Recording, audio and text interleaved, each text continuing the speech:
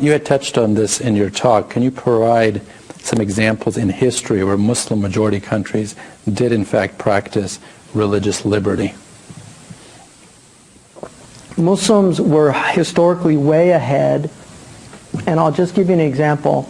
This is a recent book that just came out. It's called When Christians First Met Muslims, a source book of the earliest Syriac writings on Islam. This is a very important book by Michael Philip Penn. The reason it's important is because most Western Orientalism looked at Byzantine sources, and people forget that the Muslims defeated the Byzantines, so most of those sources were polemical. And so they would attack the Muslims and say horrible things about the Muslims in the same way that we said horrible things about the Huns during World War I when they weren't like the Nazis. And certainly the Iraqis in Kuwait, we know what they said about throwing the babies out of the, and then we found out that was a PR firm that coached that daughter of the Kuwaiti ambassador to say that it never happened. The Iraqis didn't pull any babies out, but this is polemic. You know, in war, the first casualty is the truth, they say. And so in reading this book, I was struck by how the Syriac, the Christians loved the Muslims because they were liberated under them, because they were oppressed under the Byzantines. And so they were saying how wonderful the Muslims were and how incredible. And also Fred Donner, who is a world-class historian, showed in Muhammad and the Believers that there's no historical evidence that Muslims destroyed any churches in the conquest. He said there's no historical evidence. And one of the things we have in Usul is called Istishab al-Ma'kus, which is a very sophisticated backward approach to a current situation. So traditionally you look at precedent and how it affects the present. So how the past, but there's also a way that jurists in Islam look at the present and how it informs us of the past.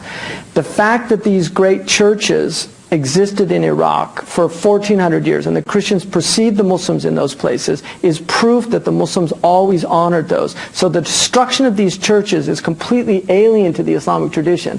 The Muslims did not forget their religion for 1400 years and then this enlightened group called ISIS suddenly realized here's the true Islam that we're going to implement. It's just complete nonsense. So these great churches that have been destroyed, this is one of the greatest crimes in our history. And unfortunately they are a sect of people that claim to be Muslims, and it's going to be a blemish on our history, just like the burning of the Church of the Sepulchre was a blemish on the Fatimids when they burnt it down and 70 years later caused the Crusades. But lest people forget, Muslims immediately rebuilt that church, and recently Sheikh Muhammad paid for the renovation of one of the great churches in Jerusalem. So the Muslims, they honored the Christians. And I have 200 years ago, I have a book by Sawi in Egypt where he says, it's sad to hear so many Muslims saying, I wish I was a Christian, because the perks that the Christians got. The Armenians in Ottoman Turkey were called the al-Fadila. Before the Armenian crises, they were one of the most honored groups in the Ottoman tradition. And the same is true with the Jews. The Shabrut was what we would call a prime minister today under Abdurrahman II. So Christians and Jews and even Buddhists, the Barmekids were from a Buddhist shrine keepers, the great Buddhist traditions of Central Asia. So the Muslims, they had multicultural, multi-ethnic civilizations. This whole idea that we're the first multi-ethnic civilization in history it's just stupidity. It's just a hallmark of our ignorance. And there undeniably, I would argue that America is probably the most progressive civilization in human history in terms of legislating non-discriminatory law. I think that would be a fair thing to say. But the Muslims, for pre-modern records, nobody compares to the Muslims. And I say that objectively as a student of the history of that civilization. I don't think any society, and Toynbee and others would also, I think, make that point as well. In terms of the context of what we see today, both within many Muslim countries, as well as the tensions that exist in the United States and the amount of Islamophobia that continues to exist in this country, and in many ways is getting worse. What are your thoughts about this context, and are you hopeful for the future? I think Islamophobia is a problem globally. I think it's a problem in Muslim countries.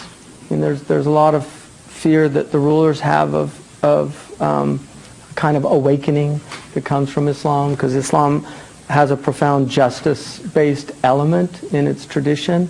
But as far as I'm concerned, I think overall the Muslims are doing relatively well in this country. I think we have dropped the ball. I think we dropped it after 9/11. I made arguments for preempting this stuff. You were in that meeting we had 16 years ago, yeah, where I made these arguments about getting a national organization and to start dealing with the anti-Muslim rhetoric that's going to emerge in the coming years. That's right. And nobody listened to me at that time. So, Cassandra was cursed with seeing the future but not being listened to. So it's kind of a bummer, but that's the way things are. So in terms of what I see, I see if Donald Trump gets elected, I think it could be very problematic for the Muslims. I think if Hillary gets elected, Huma Abedin might end up being the chief of staff at some point. So I wouldn't say I'm hopeful. I know enough about history to know how bad it can get, but our religion is a religion of optimism. We're challenged to be optimistic, and so I'm probably an optimist trapped in a pessimist body. So let's hope for the best and expect the worst. Inshallah.